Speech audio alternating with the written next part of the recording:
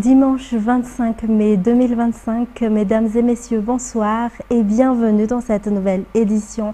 Avant de commencer, permettez-moi de souhaiter une bonne fête à toutes les mamans et spécialement à la première dame et non moins PDG du groupe Injet, madame Mial Razouelne. Bonne fête madame. À la une de l'actualité, Noussibé évolue, a déclaré hier le président Ange Razouelne lors de sa rencontre avec la population locale sur la place La Banane à Dzamanzar. Parmi les grands projets prévus pour Noussibé figure le projet autoconstruction qui a déjà été validé lors du Conseil des ministres tenu jeudi dernier. Le député indépendant élu sur place a tenu à préciser qu'aucune terre n'a été volée, mais qu'il s'agit bien d'un projet de création d'une nouvelle ville au profit de la population menée par le gouvernement à Noussibé. Miarvulatsferen Andradanjabe.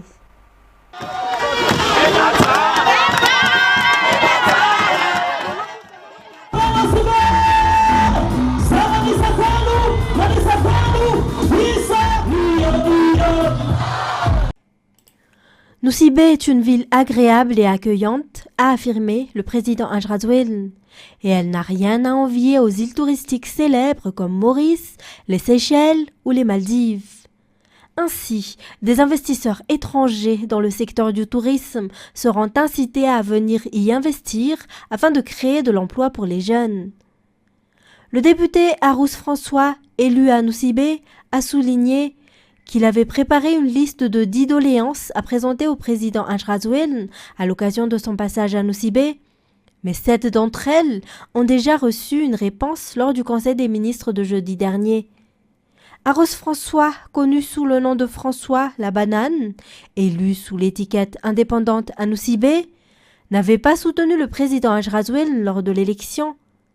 Mais il est aujourd'hui totalement convaincu par les actions de développement menées par le chef de l'État et le gouvernement, et affirme leur apporter désormais son soutien. Il a déclaré qu'il soutenait toutes les initiatives et a également lancé un appel aux opérateurs économiques pour qu'ils appuient le gouvernement. Il a précisé que le président Ange Razouelne ne s'est pas accaparé de terre, mais qu'il mettait en place un projet de construction d'une nouvelle ville destinée à la population. Noussibé a bénéficié de nombreuses infrastructures et cela s'est clairement manifesté au cours des 3 derniers jours de visite du président Ange Razouelne. Parmi les réalisations figurent la réhabilitation des routes, la construction d'une école primaire publique aux normes, ainsi que le lotissement cité Ilang-Ilang. L'effort se poursuit également avec l'ouverture prochaine de l'université de Noussibé-Elleville, déjà validée lors du Conseil des ministres tenu jeudi dernier à Noussibé. Il en est de même pour la construction d'une centrale solaire de 5 MW, ainsi que la rénovation des infrastructures de production et de distribution d'eau potable. Parmi les projets majeurs figurent également l'aménagement et la création d'une nouvelle ville de 132 hectares à Madir, qui comprendra des infrastructures de base telles que les routes, éclairage, eau, écoles, centres de santé et bien d'autres. Et comme annoncé précédemment, c'est la fête des mères et les mamans étaient à l'honneur à l'Arena Ivange. Les chanteurs de la Voix d'Or, les groupes G5 et les F5 leur ont offert un spectacle magique, intense en émotion, d'environ 2h30 à cette occasion. En tant que première dame de Madagascar, mais aussi en tant que mère de cœur pour tous les Malagasy, la première dame Mial Razouelne a honoré de sa présence cet événement. Détails sur les images de Braz de Nilsson et de la Viva Prod. 2h30 de chansons, de souvenirs et surtout d'émotions partagées. Les mamans venues nombreuses au Viva Arena Ivange ont vécu un moment unique, empreint de tendresse et de reconnaissance.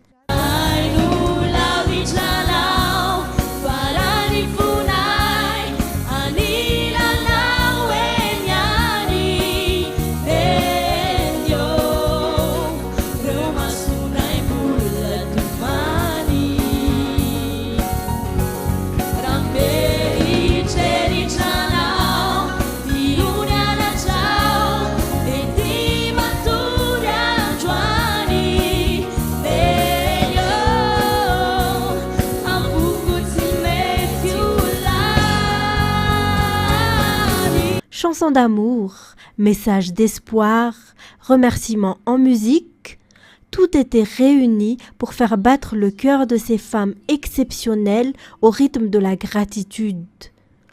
Le spectacle offert par la Voix d'Or, les groupes G5 et F5, intitulé « C'est pour toi maman », leur était entièrement dédié.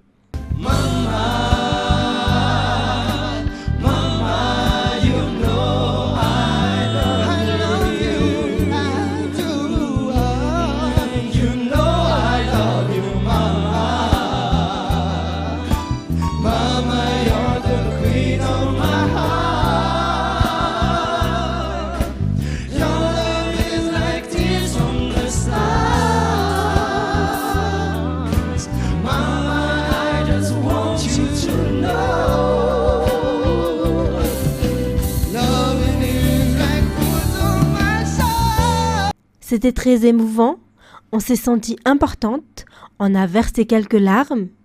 Merci pour ce beau moment, soutient une mère de famille.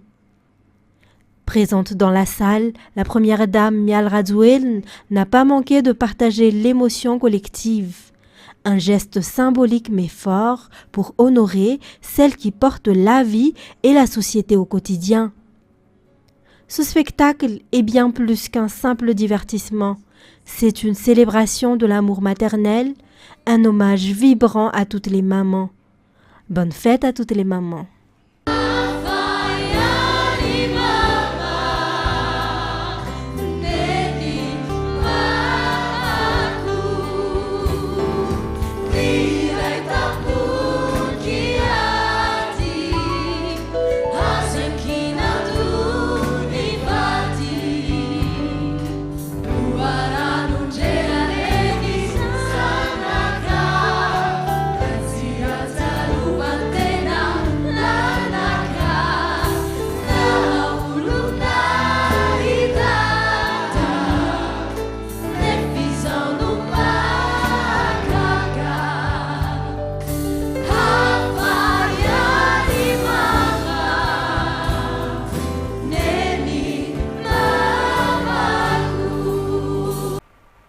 Et la célébration de la fête des mères a revêtu un caractère particulier cette année dans le 6e arrondissement. Les mères âgées de 75 à 86 ans ont été spécialement invitées à partager un moment festif avec les mères responsables dans les écoles, les églises et les structures de proximité du quartier. Fadjessena Mireille et Yves Janel nous font revivre l'événement. Bien que la fête des mères soit un rendez-vous annuel, l'édition de cette année a été marquée par une organisation exceptionnelle dans le 6e arrondissement. Les mères qui ont œuvré pour leur communauté, qu'elles soient responsables de quartier, représentantes religieuses ou actives dans le milieu scolaire, se sont réunies pour une journée de joie partagée. La célébration a été marquée par un repas convivial, des animations et la mise de présents aux aînés. Un hommage mérité pour les mères, figure essentielle et digne de respect. À Amboudiad et Amboumanaren, 80 mères ont pris part à cette fête des mères riche en émotions et en reconnaissance.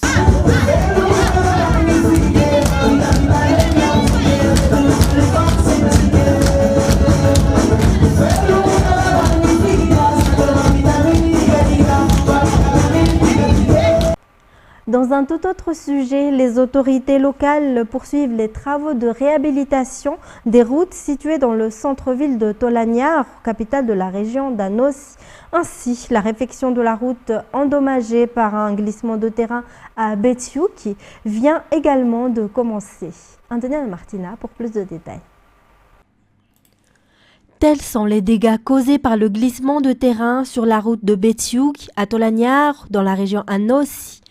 Une situation qui a beaucoup pénalisé les usagers ces derniers mois, selon les informations. Aujourd'hui, les travaux de réhabilitation ont démarré et devraient durer environ 4 mois, selon les précisions. Ils sont réalisés en collaboration entre la région Anos et ses partenaires. L'objectif est de renforcer la route pour éviter que ce genre d'incident ne se reproduise. Avant d'entamer les travaux de reconstruction proprement dits, de la route à Essoukak, Des solutions provisoires ont déjà été mises en place.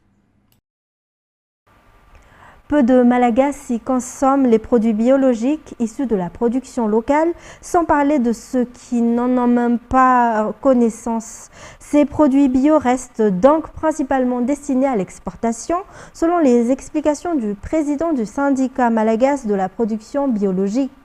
Face à cette situation, le syndicat entend intensifier les actions de sensibilisation et promouvoir la consommation de produits biologiques en collaboration avec le ministère de l'Agriculture et de l'Élevage. Antonia Martina, Sech Anjanab. Plus de 200 000 paysans sont aujourd'hui engagés dans l'agriculture et la production biologique à Madagascar. De nombreuses familles en vivent. Toutefois, la consommation reste un frein à la croissance de ce secteur.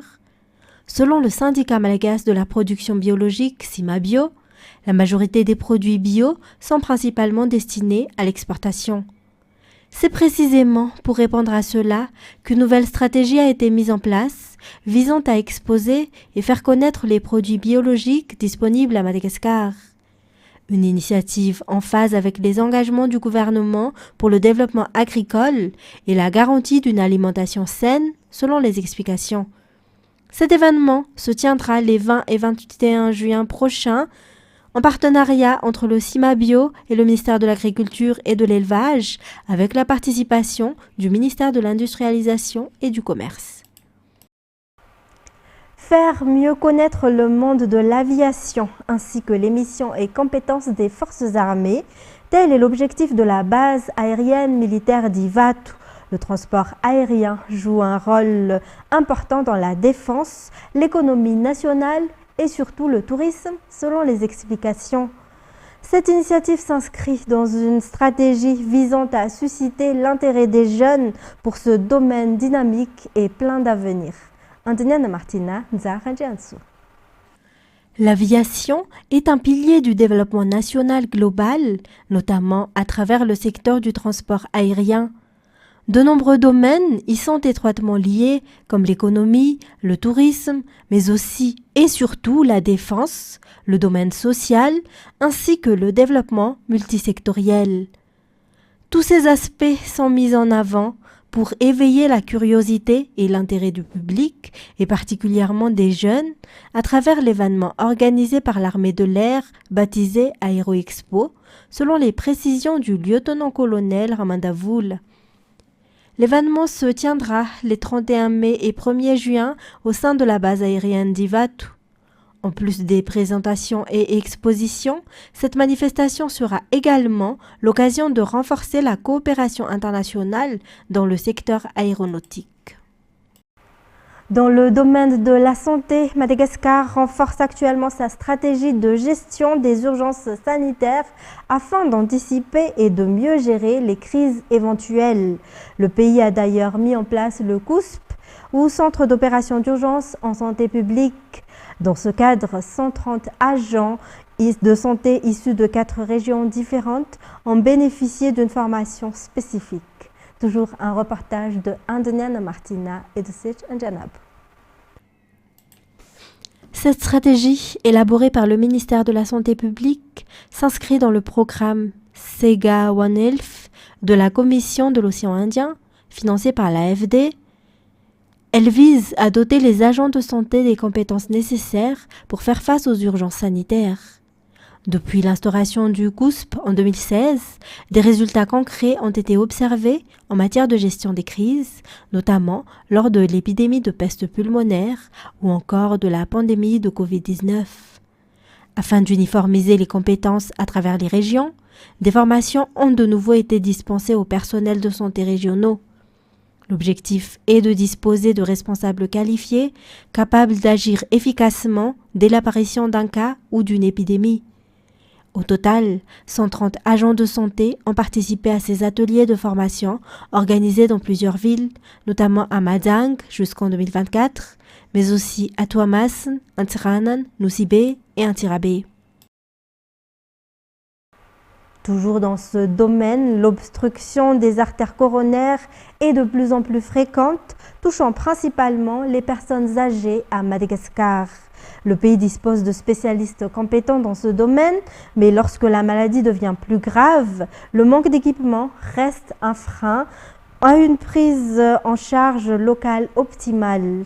Toutefois, les possibilités pour se faire soigner à l'étranger sont hausses grâce à l'existence de centres spécialisés. Indinana Martina, c'est Indianap. Souvent provoquée par le cholestérol ou des maladies chroniques, l'obstruction des artères menant au cœur affaiblit progressivement la circulation sanguine. Hassan Tfer, par exemple, a vécu cette pathologie.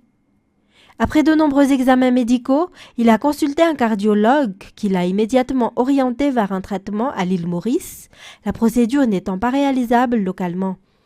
Aujourd'hui, après une opération réussie, il affirme avoir retrouvé la santé. Les possibilités de traitement à l'étranger sont de plus en plus accessibles depuis Madagascar selon les précisions. L'île Maurice, proche géographiquement, figure parmi les principales destinations choisies par les Malagasy pour des soins spécialisés. Concernant cet hôpital mauricien, le coût d'une opération cardiaque y débute aux alentours de 6 000 €, d'après toujours les informations.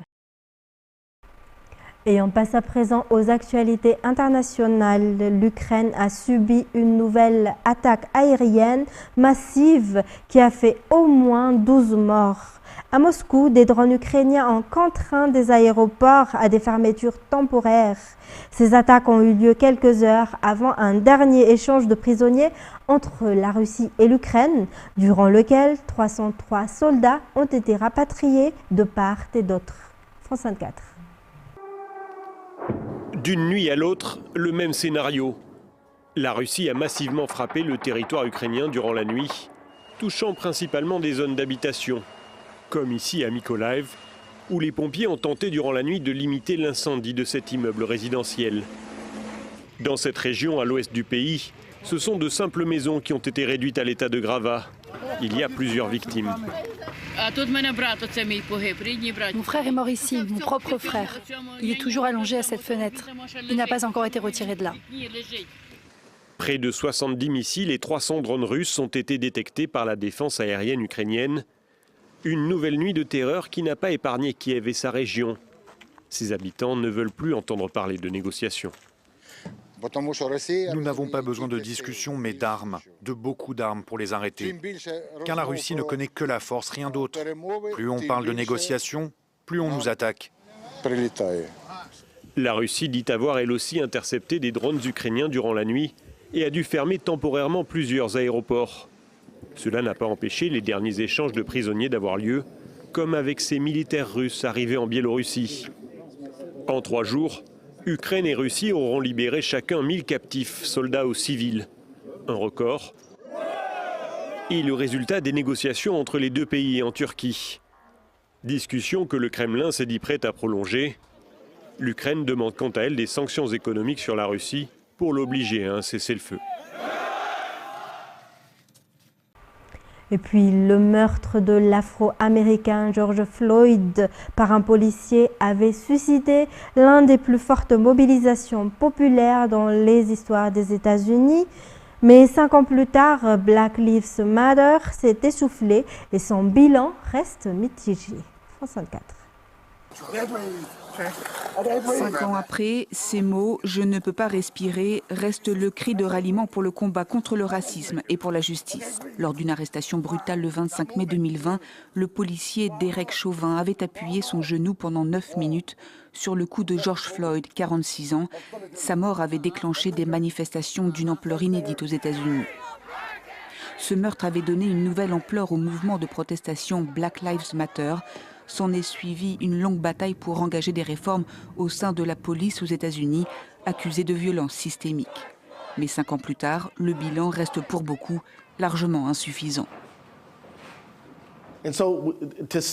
Il est faux de dire que rien n'a changé. Mais je dois faire preuve de respect vis-à-vis de ceux qui ne sont pas encouragés par la lenteur des changements. Car la loi George Floyd sur la justice dans la police n'a pas encore été adoptée par le Congrès. En mars dernier, cette inscription Black Lives Matter, peinte à même le sol de cette rue menant à la Maison-Blanche, a été effacée sous la pression de plusieurs élus républicains. Depuis le retour à la Maison-Blanche de Donald Trump, son administration fait marche arrière sur de nombreuses réformes destinées à promouvoir l'égalité des droits. Mercredi, le ministère de la Justice a annoncé abandonner les poursuites judiciaires contre les polices de Minneapolis et de Louisville, accusés de violences policières contre des Afro-Américains. Et certains alliés les plus extrémistes du président Trump réclament que le policier, condamné à 22 ans de prison pour le meurtre de George Floyd, soit gracié. Des événements commémoratifs sont organisés à Minneapolis et partout dans le pays chaque 25 mai depuis la mort de Floyd. Et si les réformes tardent à se concrétiser, la résistance et le combat pour l'égalité restent vifs. Sport pour terminer, le tournoi de Roland-Garros s'ouvre cette année avec une émotion particulière. Le retour tant attendu de Rafael Nadal sur la terre battue parisienne. Vainqueur de 14 reprises, le roi de Roland-Garros foule à nouveau le cours Philippe Chatrier, peut-être pour la dernière fois. France 24. Judith, les spectateurs commencent à affluer en nombre ici à la porte d'Auteuil à 1 heure environ du début du tournoi. 700 000 billets ont été vendus pour cette édition. C'est un record peut-être parce que les spectateurs savent qu'ils pourront regarder du tennis peu importe la météo, qui n'est d'ailleurs pas très bonne aujourd'hui à Paris, vous le disiez, puisque les 2 cours principaux sont désormais recouverts par un toit. Qui pour succéder à Carlos Alcaraz chez les hommes et à Iga Swiatek chez les femmes, parmi les grands favoris, Aryna Sabalenka est la seule à jouer ce dimanche pour cette première journée. Elle débutera d'ailleurs le tout premier match sur le court central, le Philippe Chatrier, dans quelques minutes. Autre grande favorite chez les femmes, c'est donc Iga Swiatek, la triple tenante du titre, mais qui connaît une saison très difficile. Elle, sur terre battue, sa surface de prédilection, elle n'a pas réussi à faire mieux qu'une demi-finale à Madrid et elle n'a remporté aucun titre. Elle a donc dégringolé au classement WTA. Conséquence, les 2 joueuses, Sabalenka et Swiatek, ne pourront pas se rencontrer en finale. Elles devraient se rencontrer dès les quarts de finale car elles sont dans la même partie de tableau. Chez les hommes, l'Espagnol Carlos Alcaraz fait donc office de grand favori. Il a réalisé une belle saison de terre en remportant Monte-Carlo et le tournoi de Rome la semaine dernière où il a séché en finale l'Italien Yannick Sinner. Le numéro 1 mondial Yannick Sinner, qui est lui aussi l'autre favori de cette édition, qui est revenu sur les cours la semaine dernière à Rome après avoir purgé une suspension de 3 mois pour dopage. Voilà pour les favoris. Il devrait y avoir de l'émotion sur les cours pour cette première journée de Roland-Garros et pas uniquement pendant les matchs parce que, comme vous le disiez, un hommage spécial va être rendu à la légende Rafael Nadal. 14 titres ici à Roland-Garros. La direction du tournoi a essayé de garder le plus grand secret sur le programme de cette cérémonie, mais il se chuchote que des stars pourraient être présentes et notamment un certain Roger Federer. On vous racontera évidemment sur les antennes de France 24 cette cérémonie un peu plus tard dans la journée. Chers téléspectateurs, fin de cette édition. Merci à vous de l'avoir suivi. Restez avec nous tout de suite après un film, The Legend of Oshi. Au revoir et bonne soirée sur Viva.